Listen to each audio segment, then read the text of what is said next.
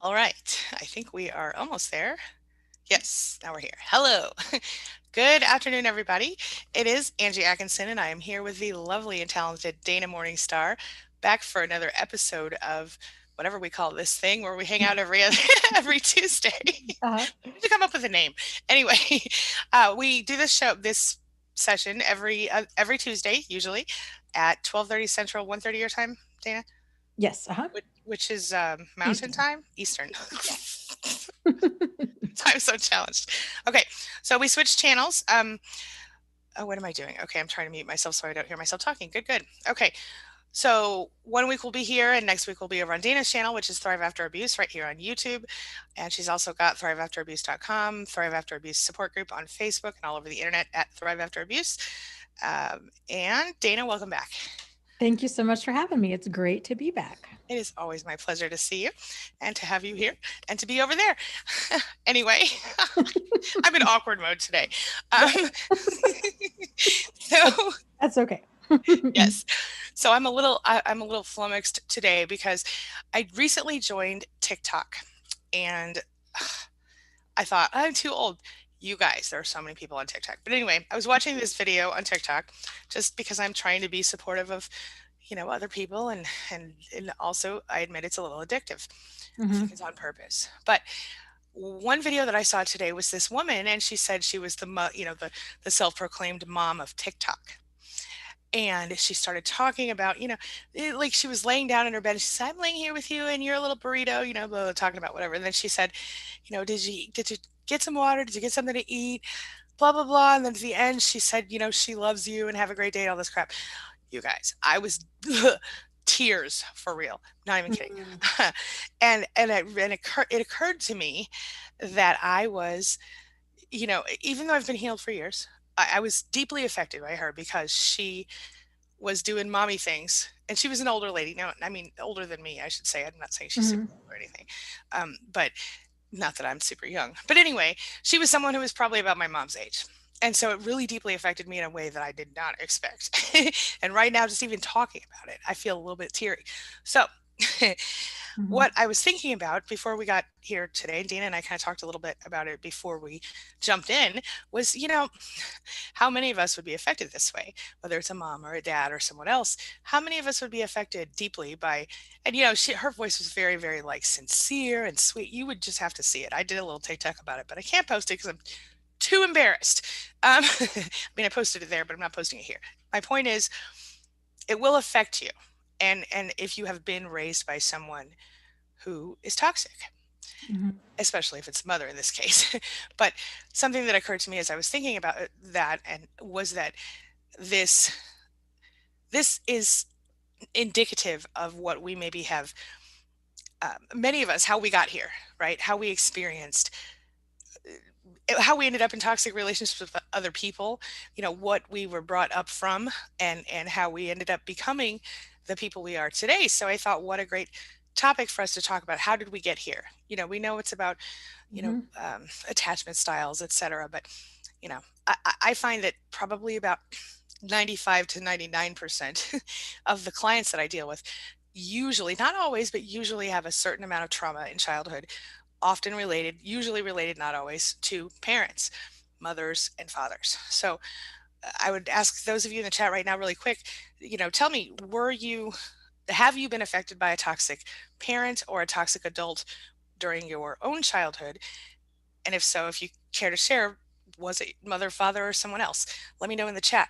And Dana, what are your thoughts about all this? Yeah. Well, I guess a couple different things. The whole kind of mom or dad of the internet or of a certain Mhm, site. You're so right that that can really just bring out this deeply emotional response.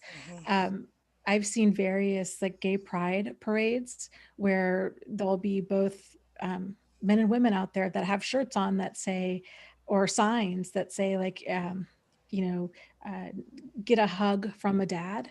mhm. And so Oof. they'll take that. I know, right? It makes me Yeah, like tear up even thinking about yeah. it because you have so many people in that community who have just been isolated or completely abandoned from by their family. And so just getting a hug from somebody else who is a dad who just says like, I love you and I'm proud of you and you're enough is just so incredibly powerful. Oh yeah, Yeah. the lady said Yeah. something like that too. Anyway, go on. Yeah. You got me. Yeah. And so in terms of like how we got here and like the role of um, deeply dysfunctional or even just mildly dysfunctional childhood, Mhm. our the things that happen in our childhood tend to set the tone for what we do as an adult. Yes. And the relationships that have been role modeled, I think we all like to think that um, so much of our behavior is of our choosing, Mhm. and the large part of it is that it's not. A lot of it's subconscious, and a lot of that programming comes from childhood Yeah. and stuff that we're not even aware of, like that, oh, that this is a problem, or that things could be any different. It's just not on our radar until we get older and we see somebody else do something differently, and it's just this huge aha moment. And especially when we're talking about abuse, like abuse and neglect tend to get lumped together. They both have devastating effects.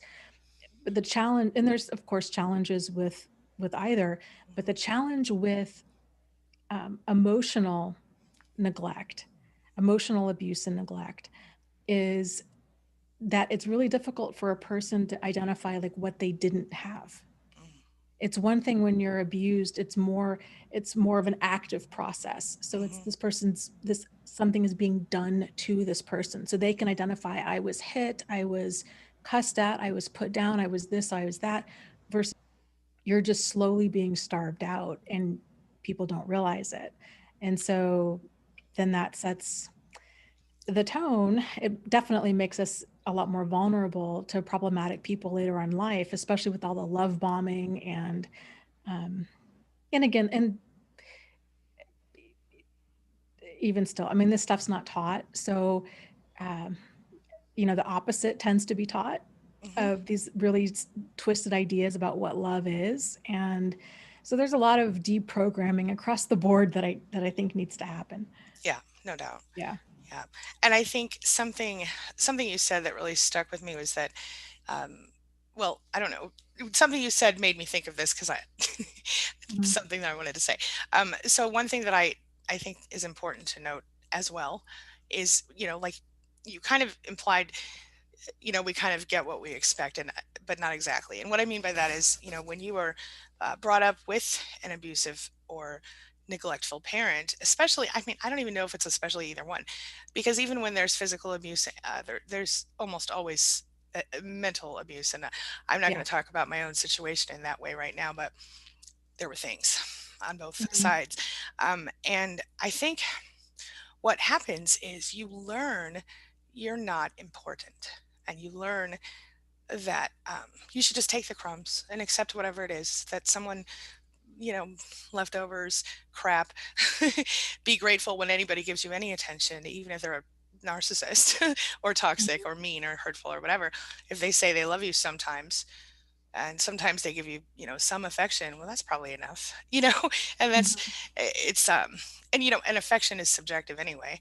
um so I guess my point is, I really think that the type of, when you consider the large percentage of us. Now again, I want to just say not everyone's experienced exactly, not everyone had a bad parent, not everyone grew up in a bad situation. Some people had other issues, some people didn't have any trauma, and they just were clueless to the idea that someone could be so toxic. Mhm. But I think that even those of us who did were still kind of clueless that someone could be that toxic. It was like this twisted view of the world. If somebody, if they, like in my case, that the parent was aggressive and mean and pushy, and my ex was not, or didn't seem to be at first. You know what Mhm. I mean? Had a different personality, a different attitude. And so I thought, "Wait, different, good." No, no. And the problem is, I think we are looking for those toxic qualities that we can be aware of when we're not fully like educated about this, because you don't even learn about this type of thing in school. So, I Right. mean, so it's, and you should. So I think that's what it comes down to. Is we know that attachment styles affect who we become. We know that how we were treated as infants affect who we become Mm-hmm. deeply long term. But for a narcissist, I think it's even in many, especially during infancy, it might be easy, not easy, easier to love on and be close to a little baby because it's a little extension of yourself at first. It feels like that. It came out of your body or whatever. So, you know what I mean? And so um, I remember myself, with my oldest, for example, seeing him start to have opinions of his own and being shocked by this, when he was like 2 or something. I mean, really before that, Mm-hmm. if we're honest, but and recognizing him as a small person. And I don't mean small, I mean small. um Mm-hmm. but and I imagined at that time, like, well, you know I didn't feel like a whole person until I was 35 or so. um and I've talked about that before. My youngest, she I could tell she knew before she was a year old that she was a whole person of her own. I could tell because she would, like, when we'd sit at the dinner table, she would actively look around and engage and like make each person in the family sit and like look at her and listen to her babble and whatever babies do. But Mm-hmm. she was actively, intentionally engaging with each person at the table like it was her table. And Mm-hmm. I thought that was super cute. And she still is that person. But it's just interesting to see what happens. So I, I I think it's a fascinating topic, and it really floored me today that I could be so deeply affected by a stranger on the internet who Yeah. was saying nice words. Yeah, I it's crazy. Anyway, so do we? Oh, I forgot to look at the thing from last week. Did you grab the questions, or did we not do that? There was people were just saying that they enjoyed the topic Okay. on Okay. magical thinking. So Oh, good. Oh, we yeah. forgot to talk about that. Darn it. Do you want to talk about that again, or do we want to wait and stick Uh, to the topic? let's maybe another time. Okay. Yeah. Maybe next week or Yeah. whenever. Okay, sorry about that. I totally blanked. I did too until you just said it. So it's okay. Right on, Yeah. right on. All right, so I'm gonna jump in the chat. Do you have anything else to add to what we're talking about before we? Um, no, no, there's a lot of good comments in the chat. All right, you start Do us you have, off. okay. Mhm. This is from UNA who says, my mother could be loving when she wasn't in her crazies. So we walked on eggshells around her and didn't know when the screaming and crazies would come out. Yes. And so that learning that behavior, there's so many messages that we Mhm. internalize as a child when we grow up with something like that. We learn that um, that love is conditional, that respect and being treated with respect and dignity is conditional.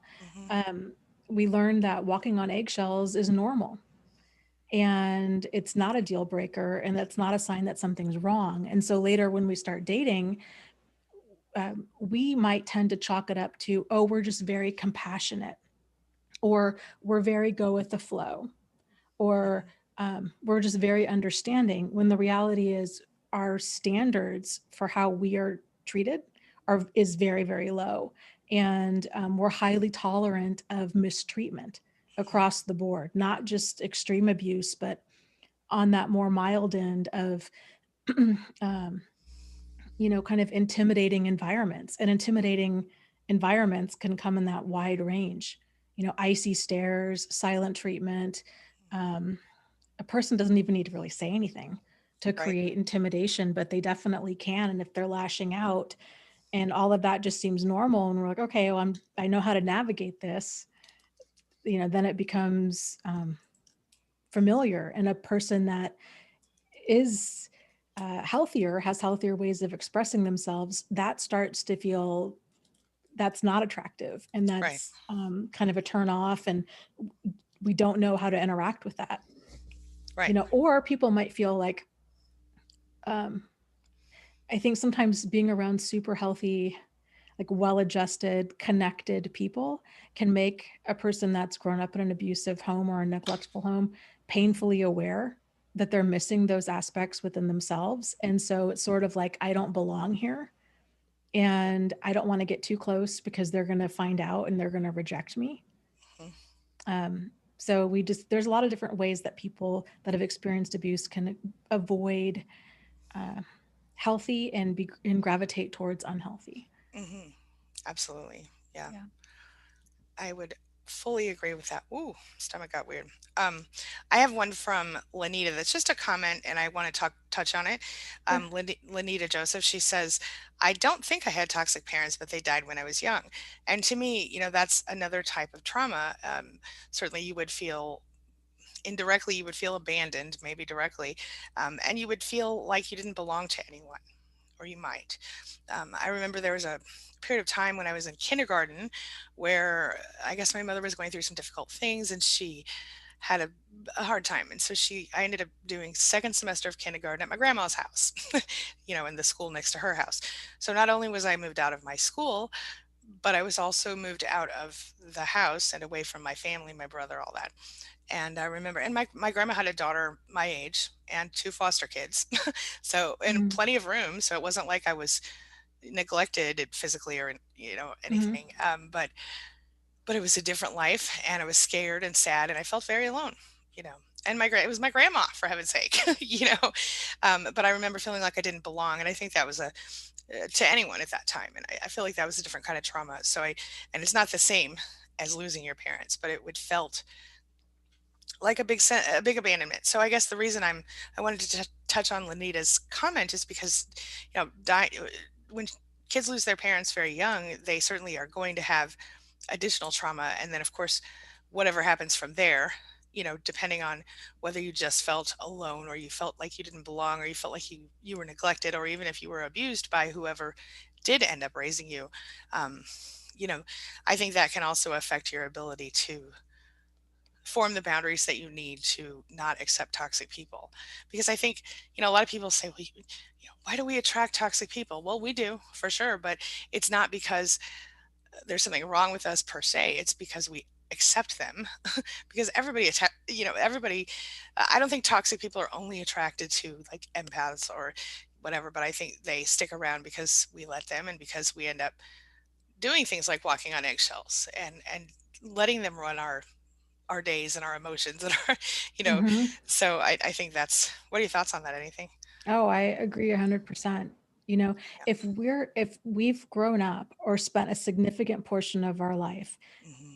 where we haven't been in tune with our boundaries, Hmm. where we don't know where our boundaries are, we don't know when they've been crossed, unless it's really extreme, unless it's something like, oh, and we've talked about this before, but how a lot of people, us included, are like, okay, well, I would leave a relationship if I was cheated on or hit, Right. right? Everything else is workable. Hmm. Well, that's a sign of poor boundaries because there's Yes. a lot of other gray area in there that comes before that, that is absolutely in that deal breaker territory.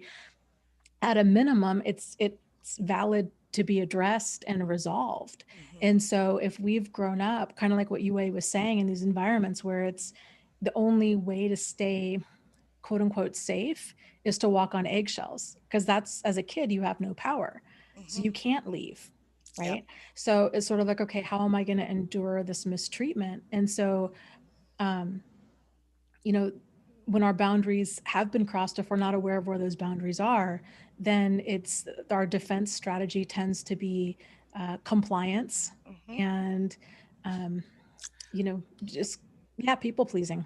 Yeah, we come from a place of please don't leave me.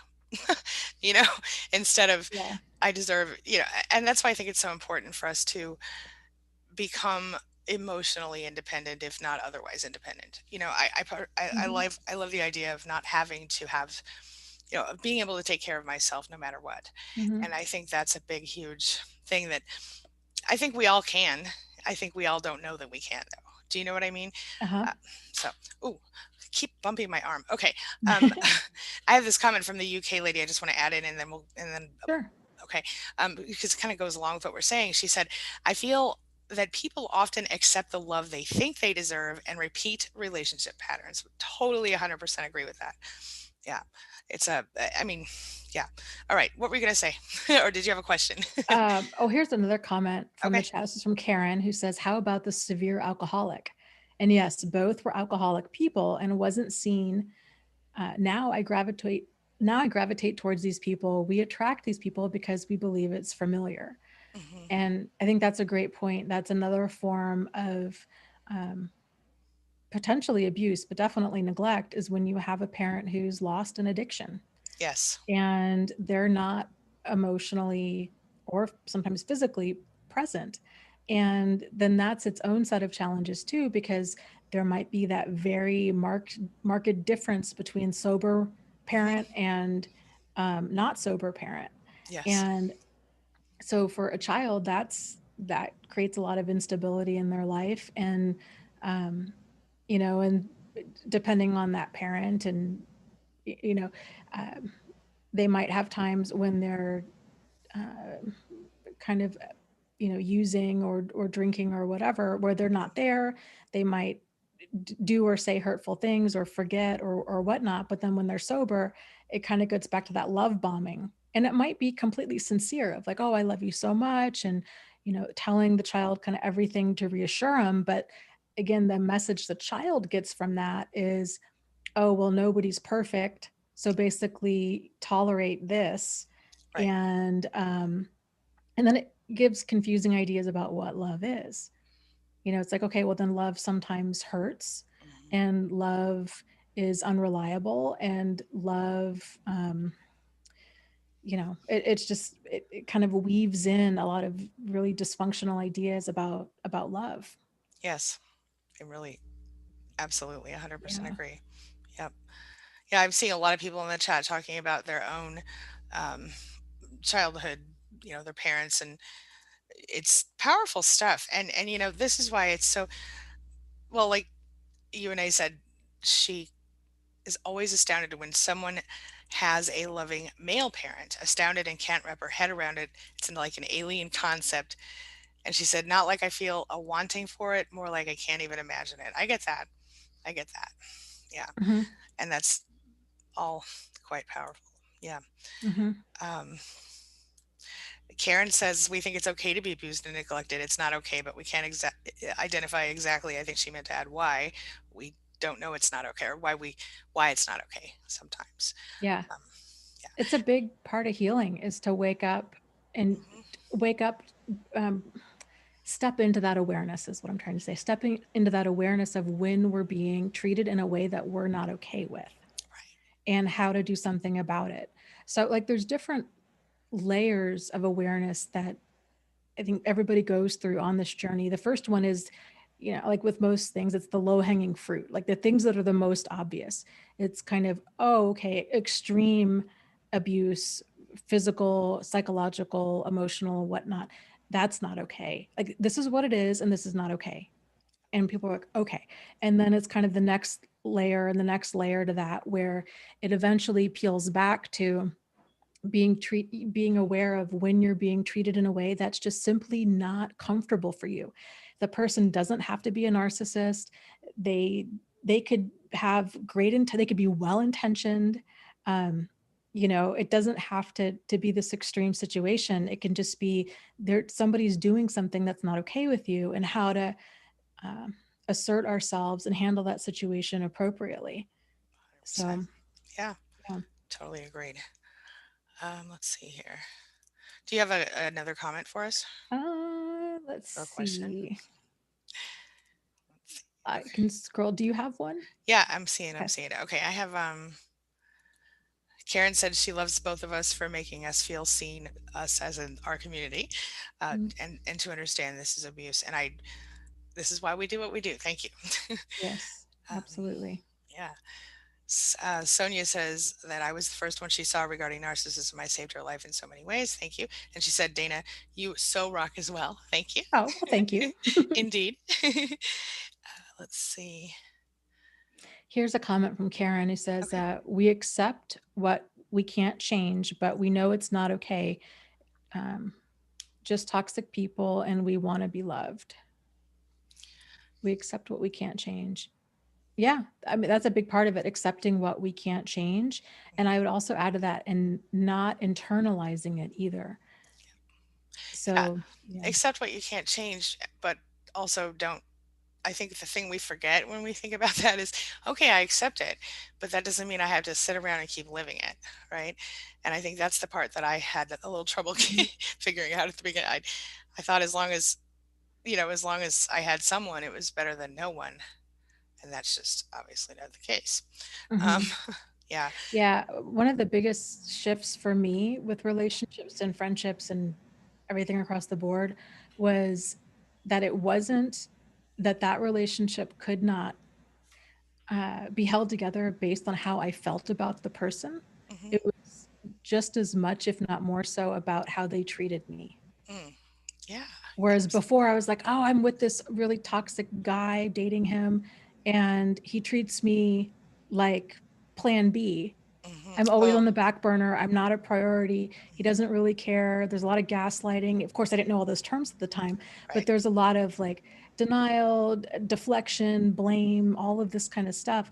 But I stayed with him because I had feelings for him.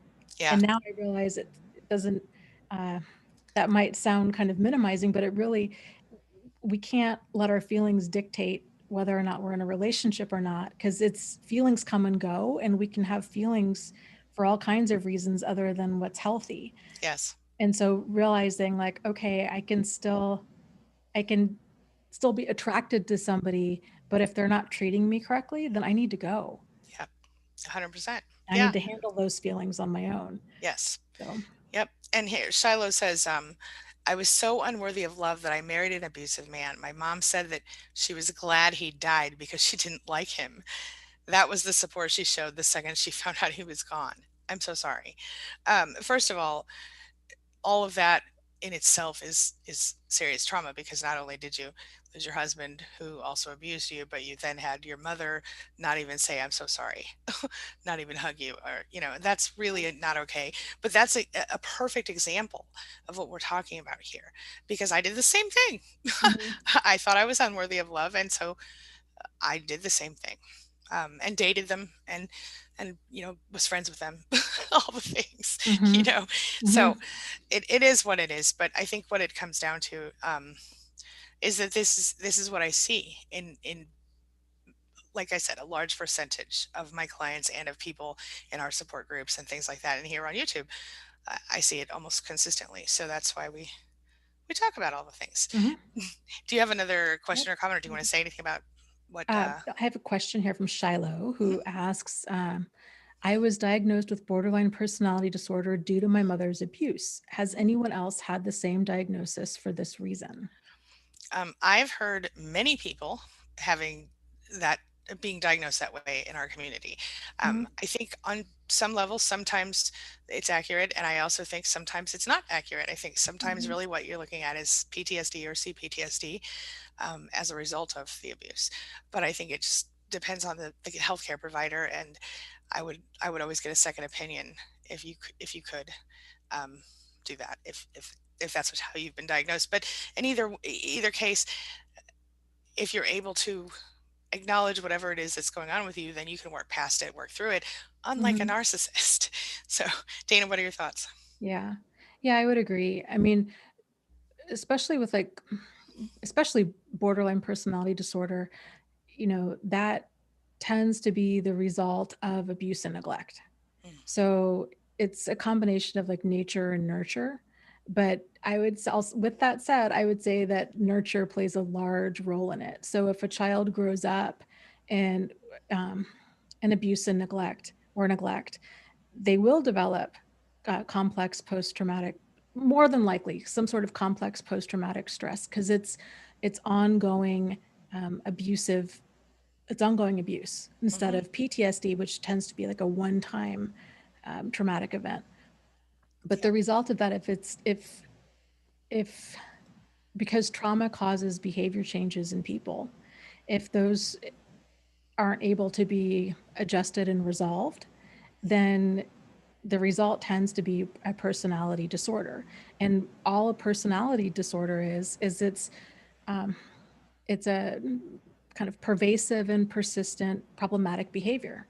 mhm, So it's maladaptive ways of kind of reacting and responding and interpreting the world around us. But like Angie was saying, if you break it down and look at it in terms of problematic traits, those can be, especially with borderline personality, those can be identified and addressed, and many can be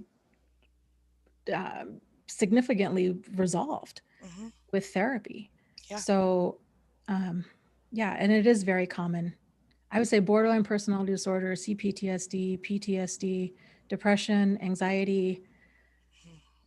eating disorders, addictions are very, very common. I would Yes. say upwards of like 90% of our community, if I Yeah, had to put a number to it. I would agree. And I mean, sometimes they're going to be, there are different. It's all a spectrum, is my point. So you Yeah, might have someone who, just eats a little too much or works out a little too much, or you might have someone on extreme ends. You know what I mean? Of, right. of scales. And so, um, yeah, for example. So I mean, yeah, I've seen some difficult things, but you know what Mhm. I think, yeah, when you look at the borderline stuff, I think if we're all I think we could all find something in ourselves that we could go, maybe, you know. But the difference again that because I could look at that at the borderline diagnosis and I could see things about it that might, maybe okay, well maybe, but I'm not diagnosed. I don't believe I have that issue, but I do think that I have trauma issues that I've mostly worked through. But again, Mhm. obviously, I was triggered by a stranger on the internet today, so and I ugly cried and everything. It was so weird. Not on the video that I reacted video, but Mhm. privately. So it definitely it's strange the way it affects you long term. Even when you, like I said, you've worked through it, you do Mhm. all the things. Uh, First of all, let me say this really quick, guys. For those of you in chat, I saw that I was on YouTube. Automatically put me on like top chat or something, so I switched to live chat, and then it dropped me down to the point at which I guess it had gone. So, UK lady's comment, which I'm about to read, is the first one that I have in my little queue right now. So if you've asked a question before that and Dana didn't grab it, you might want to ask it again. Um, okay, UK lady said compliance and you read that one already. Compliance and people pleasing is what I aim to No. address in therapy. Okay, yeah. Mm. So that's a response to what you were saying, and those are important things. I think it's all about boundaries. Is setting boundaries and learning how to not apologize for them and to uphold them regardless of how uncomfortable it becomes. Because I can't tell you how many times I've allowed crap to happen to me because I Mhm. was too afraid to enforce a boundary, and I think we probably could all, on some level, relate to that, right? Oh, 100%. I mean, I'm still a work in progress with Me that. too. There's times where, I'm not aware that a boundary's been crossed, and it's maybe a few days later that Yeah. I'll realize it. And um, yeah, so it's definitely, a journey with that. And like you were saying, Angie, with certain traits with borderline personality disorder or whatnot, um, yeah, like all of this stuff, it's within the range of normal human behavior. It's just the degree and frequency Yeah. that it becomes the degree and frequency, yeah, uh, kind of that pervasiveness or persistence of it as far as how, if it would register as a personality disorder. So, like with borderline personality, you know, uh, being very emotionally reactive, kind of feeling all the feels and reacting to them is one key sign.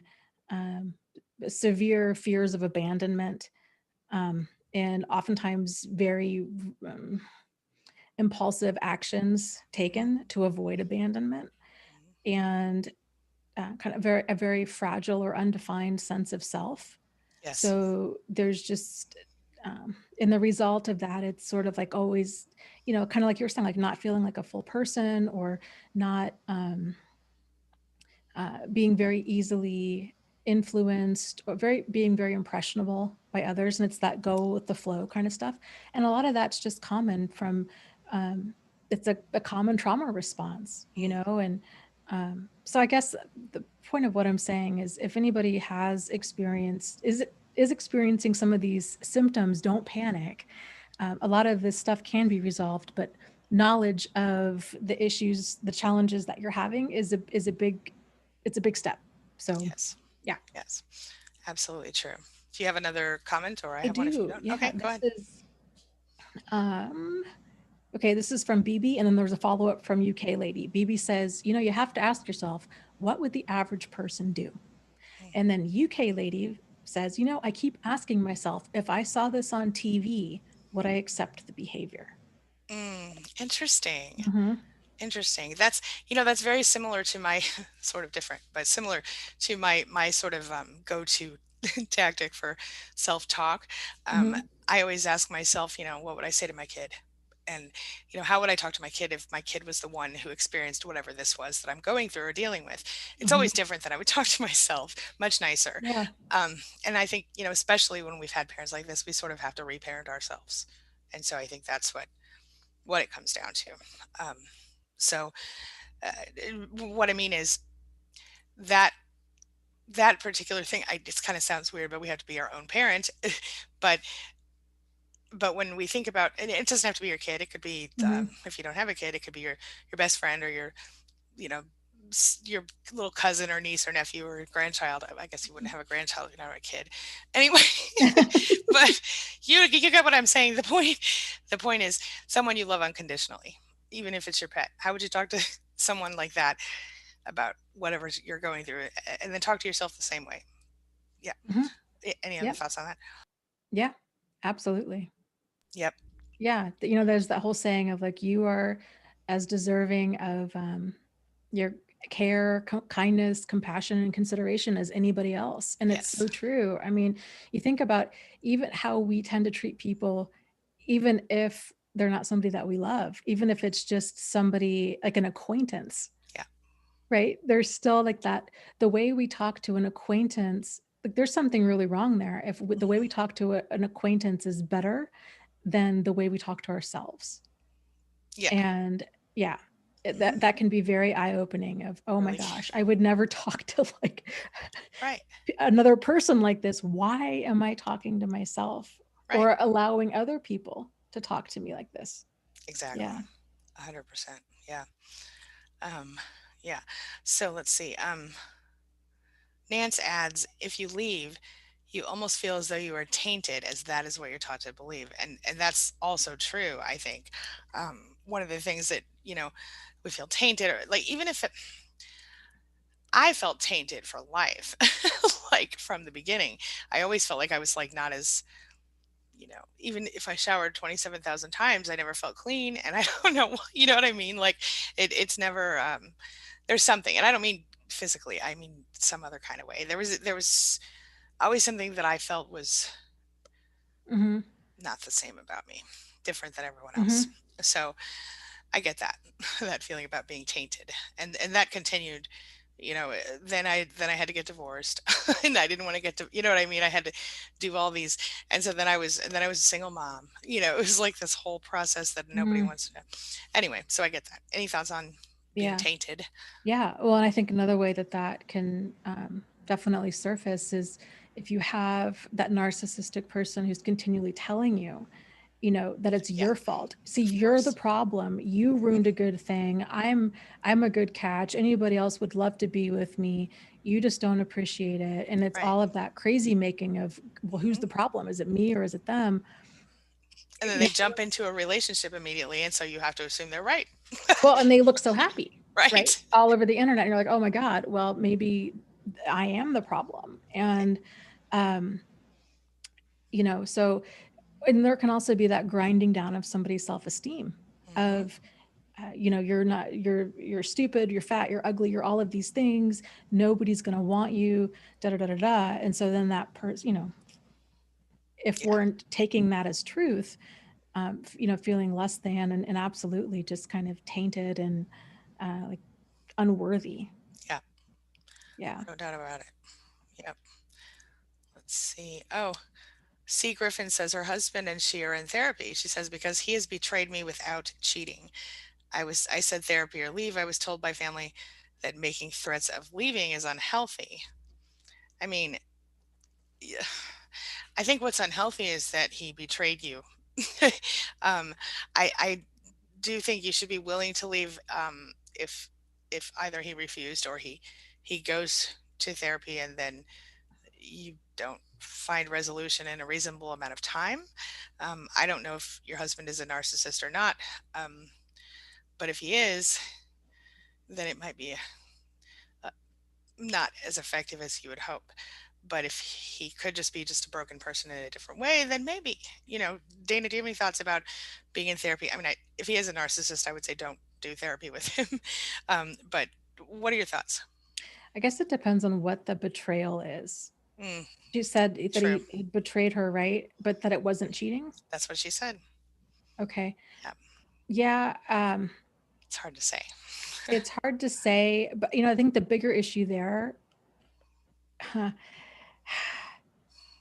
is, if there's a betrayal there, then there's also lying, Yep. there's deceitfulness, there's a breakdown of communication, there's a breakdown of trust, there's a Mhm. breakdown of a lot of other things. Right. Whether or not those can actually be effectively addressed and resolved is another story. I agree with you 100%, Angie. If he were to get into therapy, um, if whoever posted this, I would encourage you to exactly what Angie said, get clear on a time frame and the kind of results that you're looking to see, because a Yep. person can be in therapy for years, if not decades, and the needle doesn't move. Right. Or they might tell you everything you want to hear. But the difference is, if there has, when, like I said, there's a betrayal, there's deceit, and there's a breaking of trust, a breaking of honesty, a breaking of loyalty, a breaking of a lot of different things, are they have to be willing to do the work to repair the damage done. So the work isn't on you to somehow relearn how to trust them. The work Right. is on them to have to live a life of total transparency and rebuild trust and reassure you enough that that this won't happen again. So, what this doesn't look like, which is what we tend to get a lot of in this community, is them getting defensive, them not wanting to live a life of transparency, not wanting to answer questions, only wanting to give partial truths, telling part of the story, insisting that, oh, that was a long time ago, you need to get over it, or you're just looking for a fight, or whatever, and them kind of doing the bare minimum to keep a person around, and then the person on the receiving end basically tying themselves into knots, trying to learn how to trust again, when the reality is, it's not healthy or reasonable to trust a Right. person who hasn't shown you that they're trustworthy.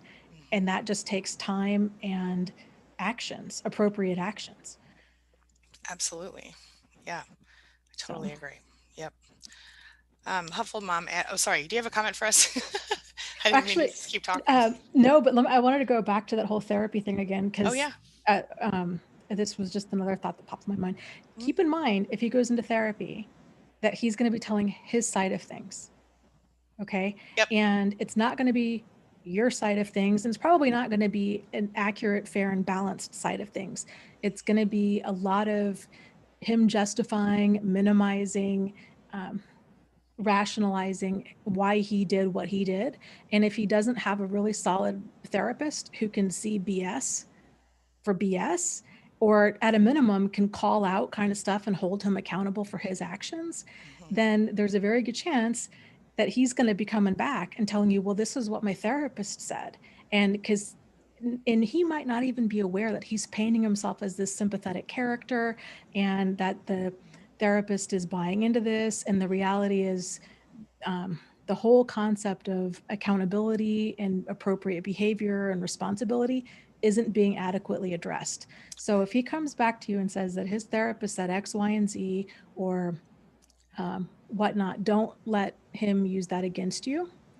And I would actually, if it, and again, Angie and I don't know all the details, or even really any of the details, but at a minimum, I find it's always helpful, unless we're talking about somebody who's a pathological liar, like, if this was an event and not a pattern kind of thing, to do a few uh, couples sessions, so that way the therapist at least has your perspective and a fuller version of the truth.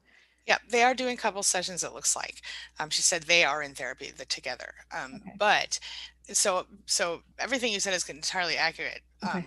But I would add that I can't tell you how many therapists I have in my support groups and in my client roster. They don't always catch it. They Narcissists are really good at fooling people, and I've Mhm. myself been, even, in the last year, I had a couple, and I was fooled for a minute, and I kind of do this sort of thing for a living. I was fooled by the narcissist for a minute. So it you have to be careful who you choose and what you do Yeah. with that person, and make sure that the therapist understands. And if you go into sessions and you start to find yourself feeling like the therapist is missing the point, or not getting, is falling for the Hmm. BS, consider a different therapist or consider moving on. Just something to think about. I know marriage isn't so Yep. easy to walk away from, but throwing it out there. Okay. Yeah. Yes. Oh, anyway, I want to talk about Helpful Mom said, I found that learning to love myself, though it's been a challenge, has helped me to walk away from my codependent and enabling behavior. And I think that is 100% what it's all about. Although I always used to say self love, self love, self love, and I still do, but Dana, you taught me, gosh, a year and a half, 2 years ago, I think now, or a year ago, I don't know, long time ago, a while ago, you Hmm. taught me that some people, and you were right, some people do not feel comfortable with the idea of self-love. So now I say first accept yourself, then you can learn to love yourself. Hmm. Um, and, yeah, accept yourself as you are in any given moment. And for me, that has been very difficult at times. But whenever I notice that I'm not doing that, I step back and reevaluate and try to figure out, okay, is there something I could change? Is there something I have just, like a little older than I used to be? My face looks a little different, or Hmm. whatever. Some things you can, some things you can't, some things you could, but choose not to. Like I choose currently not to get plastic surgery to or Botox or anything like that because I feel Hmm. like the risk outweighs the benefits for me at this time. I'm not saying that's going to always be the case, and I'm not against it. I'm Hmm. just choosing not to do it at this moment. Um, so I could change the face, is my point, but I don't care. It's fine for me, it's just a face. But my point is that's a surface level uh, sort of thing. But even on a deeper level, there are certain things you could change, certain things you might not be able to change, and certain things you could change, but you might choose not to change. In any case, you have to accept where you are and who you are in any given moment. And I think that for me, um, just like for Hufflemom, was an incredibly powerful realization. And it, again, it didn't hit me until I was much older. Hmm. But I now can say I actually do love myself, and then that's pretty awesome and amazing. So I think when you fall in love with yourself, and I don't mean in a weird way, I mean in a healthy, normal way. I don't even know if there is a weird way, but I'm sure there is. Um, then it does change everything. I remember when I had this realization, oh my gosh, I cannot believe I was mad. I can't, how dare they treat me that way? That's how I knew it was going to be okay. I got indignant. And I realized I had been allowing people to walk all over me for my whole life, starting very early and continuing into my adult relationships. And at some point, I was like, mm-mm. No, this is. I woke up, and I even when I first realized what was going on, and I was sad, confused, angry, all those things. I didn't fully get it, and I seriously, like, part of me was like, I feel like I'm lying to myself, and that's because you're taught to not believe what you think or feel. So Hmm. it took me a while to get past the voices telling me that I was just stupid and lazy and crazy and all the other things I'd been told, you know? Hmm. So, yeah. Anyway, Yeah. yeah. Thoughts on that? Yeah. Um, Walking yeah. away with self-love? Go ahead. Yeah, one of the big shifts for me, 'cause I really struggled with that same concept for a long time, and I thought, well, I guess I don't hate myself. Like, there's things I wanna change, but, like, I don't hate myself. So, when people talked about self-love, it was like, yeah, I mean, I guess I love myself. Like, I don't really know what that means, you know? It was just kind of empty Right. words. Yes. And but then changing out the word love to value, like, okay, do you value yourself? I was like, oh, like a light bulb went on, and it was like, that's, well, when you put it that way, like Hmm. everything changes. Like, do I value myself? Like, what does that look like to value myself? And basically it boils down to treating myself with dignity and respect. Hmm. And um and I think that's a really accurate way to describe love. Like, love is dignity and respect. If those two things aren't there, then love is not present. And love is not infatuation. Love is not intense emotions. Like, all of that, um, that's infatuation. Like, that's not love. Love is that deep appreciation.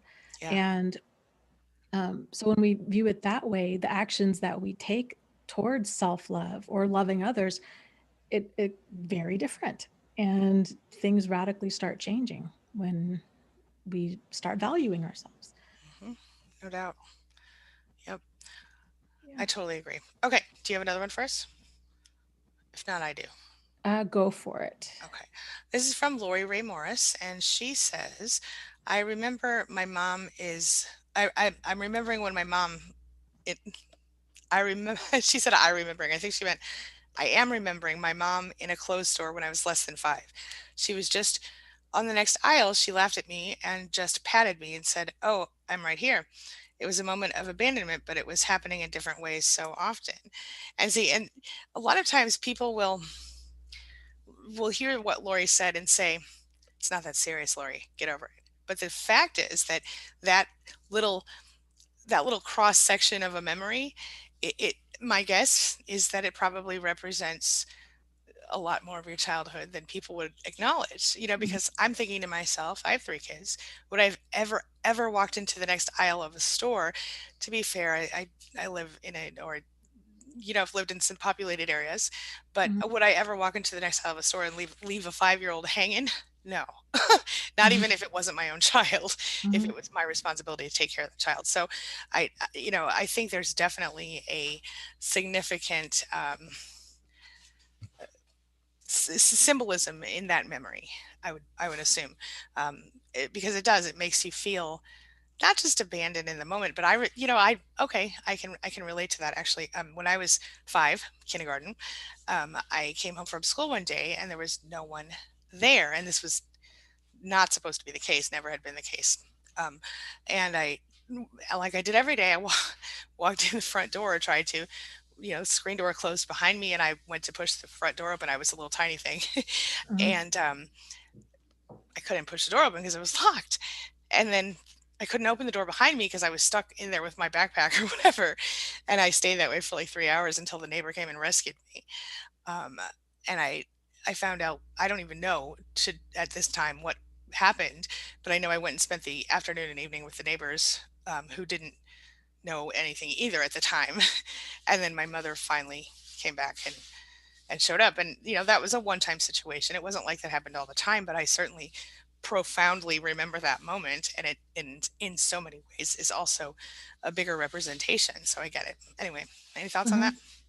Yeah, that's the thing with trauma is, um, I think when people tend to think of trauma, they tend to think of what, kind of like bigger type events, like a Hmm. car accident or a war or a sexual assault or, a house fire, kind of major witnessing domestic violence, Hmm. these kinds of things. But the reality is, what is considered traumatic, it varies from person to person. Hmm. It varies from the age significant, like wildly. If that same experience had happened to you when you were 16 versus when you were 5, Yeah, it would have been a very different impression. of So course.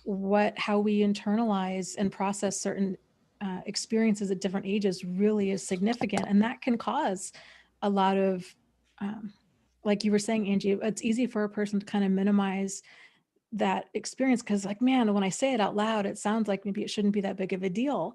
But the reality is, if it was a big deal at that time for you, then it was a big deal at the time, and that's it. Like, everybody's experience is different, Yep. and um, yeah. So, 100%. Yep.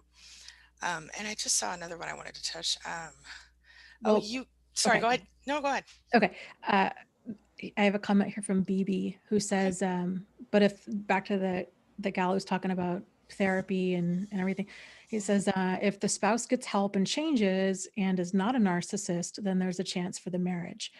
And I just wanted to add to that, it's not even about if they're a narcissist or trying to figure that part of the puzzle out. It's because they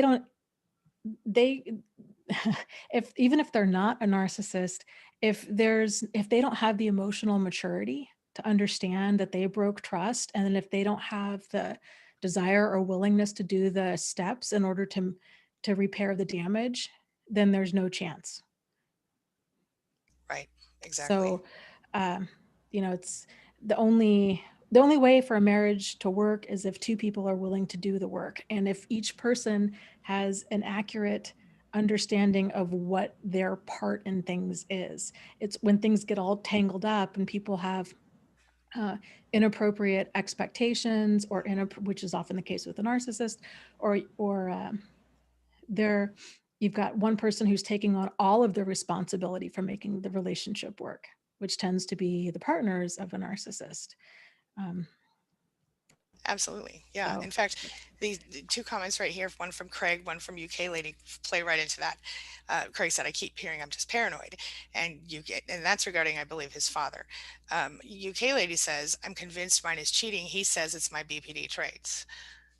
So about that, what my point is that that sounds to me like it's projection and or gaslighting, in depending on the situation, each case. But on that same note, I think with Linda, the one that was talking about, I think it was Linda that was talking about the counseling therapy with her husband. She said that was my mindset about marriage, but the eggshell walking is horrible. I'm over it somewhat. I wanted to touch on that because I think looking at my own behavior in my own toxic mhm, relationships, I definitely there, especially in the marriage part. I didn't do this as much growing up because I was, a rebel without a cause or whatever. But mhm, I mean, not really, but I like to see myself that way. But in the marriage, it became easier for me to just comply and accept and walk on eggshells. I thought I sort of did it initially thinking it would pass. like mhm. like okay, well, I'll just be super nice, and then he'll see that everything's okay, and that I'm cool, and I'm not, I'm not a Right. problem, or like the ex or whatever the crap was. And what happens in any relationship when when you how you come in is how they expect you to be. So I partially blame my own, like myself, for some of, not that I'm saying I actually blame myself, at, but on some level, I want to take responsibility for that, because maybe if I had stood up and done something different, it would have been a different relationship. But then on the other side of that, I recognize it wouldn't have been a relationship at all, because I would have had to bow out quickly when I realized that I was being actively emotionally abused. So, and I don't think that person would change. In fact, I know for sure that person would not become someone else. They would always have all these expectations and all of this entitlement. And you know what I mean? So, Mhm. but everyone's different. And I'm not saying everyone's a narcissist. I'm just saying that that's what I guess the reason I brought that up is because I see a lot of people, certainly we have some, a lot of our circumstances are not because of ourselves. And I'm not saying that anything that happened in the relationship is because of ourselves, but I am saying that when we learn to have those boundaries, then and uphold them and love ourselves and do all this other, then we are not able to be in relationships like that, because we don't tolerate that behavior, and we don't comply, and we don't just accept and try to bend ourselves around someone in a way that's uncomfortable for us, but at least they don't get mad at us.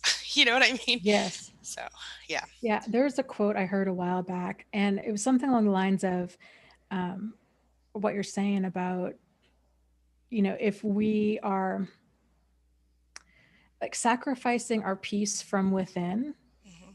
if we're sacrificing our inner peace to keep peace in our external environment, Mm, like it's not worth it.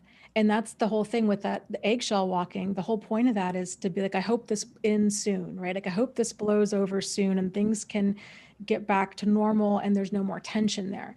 But yeah. the reality is, if we're walking on eggshells, that tension has to go somewhere. So it's either in the environment or it's inside of us.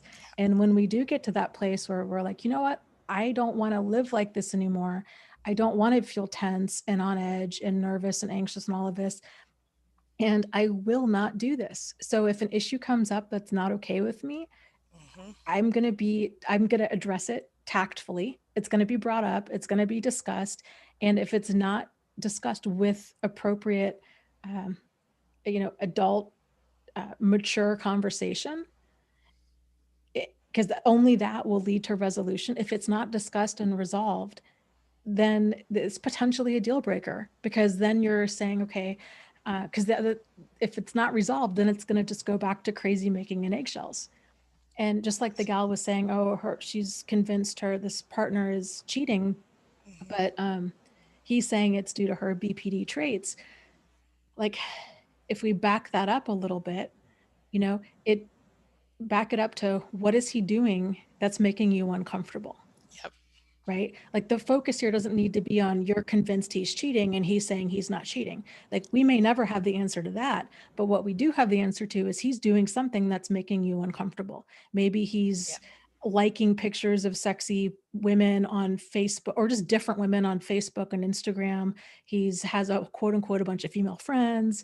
He's staying out late. He's hiding his phone, these kinds of things. All of that squirrely behavior, and all of that's appropriate to have an issue with. Yeah. So if he's not on the same page and sees nothing wrong, then in my book, that's a deal breaker, Hmm. and that's okay. Everybody's got their differences in what they consider okay. But if that's not okay with you, um, then that's not your BPD. That's him wanting to do whatever he wants. And I don't know what he wants to do, but if he's doing squirrely stuff, um, you don't need to prove that he's cheating. It's just doing squirrely stuff is a problem enough. So Oh, you kill me with the squirrely. I love it so much. Okay, go on. I'm so sorry. That's not a funny topic. It's just a funny word. I Moving know on. it is a funny. I feel like it's such an accurate word It is, and because it's so it's just cute. that dodgy behavior, of like, oh no, Yes, everything's fine. It's like zigzagging squirrel in around the traffic. tree. I love it. Yes. Yeah, it's just so funny, squirrely. Okay, go on. Sorry, I didn't mean to Yeah, interrupt you. no, it's okay. That's all I got. Squirrely stuff. Okay. All right. Woo. Okay. I have so many good comments. I just want to touch on two more, and then we can wrap up if you have time. Do you have time? Yeah, yeah. Okay, real quick. So I have one from, wait a minute. Well, from Jack Lumen. Um, and he talks about, I'm worried that with the chronic pain issues I deal with that have gotten worse, I might be going borderline. Well, I don't necessarily want to touch on the borderline part of that because we're running out of time, but maybe you're not. But I do want to touch on the chronic pain issue because I see that so much in our Hmm. community. And I think it's almost, look, if you look at a cross section of people from the general public versus one of our community, there's a huge amount of, there's a much higher percentage of people with chronic pain, fibromyalgia, a lot of other different, I'm trying to think of the other type names of them, but acquired type disorders, Hmm. physical, neurological type things. And I think there is a significant, I think it's significant because it speaks to the amount of trauma and the way that your brain reacts to the trauma and how our bodies develop as a result of it. And Hmm. I think the longer we stay involved with these people and the longer we stay connected to these people and allow them to tell us who we are and how we feel, I think the higher our incidence will be for physical illness. I think we've all experienced some level, even if you just you get a little sick when you get stressed out. We all do. Maybe not all of us, but a lot of people do, humans in general. Your immune system goes down when you don't feel well. I mean, when you're stressed out or whatever. But when it's a constant, like a slow burn, I think the chronic pain issues will be, they're very, very common. So, it and it go it's one of those topics that I think is grossly understudied. yes. And but there's just a huge correlation to that stress. I think if anything, the big takeaway from that is the damage that stress can cause. Hmm. And we all tend to walk around with like a low grade level of stress of just there's just that stress that happens with daily life, bills and kids and you Hmm. know pandemic and all kinds of stuff. But um realizing it's so important that we're able to carve out some peace in our life, and to learn how to get rid of as much of that stress as we possibly can, because it really does take its toll. In fact, I was actually talking to my mom this morning. Hmm. um, so I've been having like really bad neck pain for Hmm. probably for a long time. It's wild to me uh how long I can be in pain and not and like minimize it. Hmm. It's just weird. So, um, anyways, it's finally caught up with me. My mom has degenerative disc disorder Hmm. in her neck, and I do too. Hmm. Anyways, so I called Sorry. her this morning. I was like, "Hey, has yours gotten better? Did traction help? Like, what else helping? I'm throwing everything I can at this because it's just debilitating." And she said to me, she said, it's interesting. Um, she said, I really think the reason that my neck was hurting so bad, it was because of her second husband. And she's like, it went away after they divorced. Wow. And I Isn't that think it was interesting? probably from clenching her jaw and the tightening of her shoulders Yeah. just exacerbated this issue that we both have. So yeah, it's it's very, very real. Yeah. Cutting out stress is a gift that we can give ourselves as much as we possibly can. Absolutely. Totally agree. And one more question before we go, and it's going to be we'll touch on it very very quickly because the Okay. answer is about this long. Um, Much Dutch says I've been in an abusive relationship now in my mid 40s. I no longer want to date because I'm afraid to repeat the pattern. I'm content being single and living in peace. Am I avoiding? No, you're allowed to live in peace and be content as long as you're happy. You don't need to be in a relationship. Society and our basic human nature might tell us that we should be in a relationship at any given moment in our lives, but I feel like if you're happy, you're content, you're good, girl or guy, I don't even know. Whatever you are, you're good. um, yeah, Dana, thoughts? I would agree with you completely. Like you set the pace, Yes, you know? absolutely. So, and I have to agree, the older we get in life, the kind of, a lot of that, the reality of a relationship is more complicated. There tends to be kids and stepkids and, you know, there's a lot more to take into consideration, and it's perfectly okay to say like I really want to have some level of relationship with this other person, Mhm. but here's where my line is with what I'm comfortable with and what I'm not comfortable with. Right. And And you it, don't owe yeah it you set the pace. You don't need to explain this or justify it to anybody, just like mm-mm. Angie was saying. And if you're happy, that's all that matters. And I see Miss Bryant also is no longer interested in dating. And and I think this is an ongoing. I think a lot of women and men, at a certain point, especially when they've been through relationships like this, they're like, no, thanks, I'm all right. And if you choose to move forward later and be in a relationship or look for a relationship, okay. But if you don't, you know what? It's okay. Be happy. That's all. Be yourself. Be happy. Hmm. Don't let society or anyone tell you you must be this or you need to be that or you need to think this or do that or whatever. As long as you're like within the law, reasonably speaking, relatively speaking, you're good. And I support your choice. Yeah. Yeah. Yeah. Did you have anything else you want to say before we wrap up for uh today? no, I was kind of thinking maybe we should end on a question though. There's lots of people in the Cool. chat that are talking the whole concept of physical pain Mm, as a response to stress big one.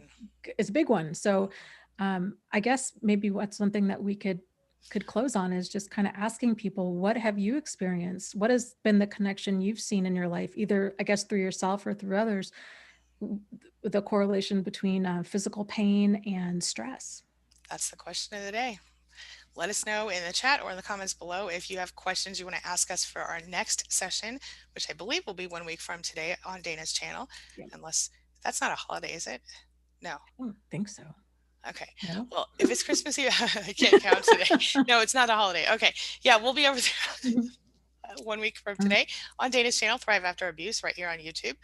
And make sure you subscribe to this channel with the bell notification and Dana's channel with the bell notification. You can also, as backup, because sometimes YouTube doesn't send notifications in time, you can also send a text to Angie Live, all one word, ANGIELIVE, to 33222, or Dana Live, and or to be notified of both of our streams together and separate. Um, Dana Live, all one word, DANALIVE, at what was it, Dana? 22999. Perfect. All right. And thank you guys. Let us know if you have questions, like I said, in the chat or in the comments below when this is posted later. And we will try to answer them during our next session. And please tell us your thoughts about, chronic pain or any other sort of physical ailment that you developed or may have developed as a result of some form of trauma or abuse in your life that was not physical. Hmm. Right. All Yeah, right. good deal. Thanks, Dana, so much. I'll see Cool. you next week. Thank you. Yeah, All right. take care. All Okay, right. Thanks, bye. everybody.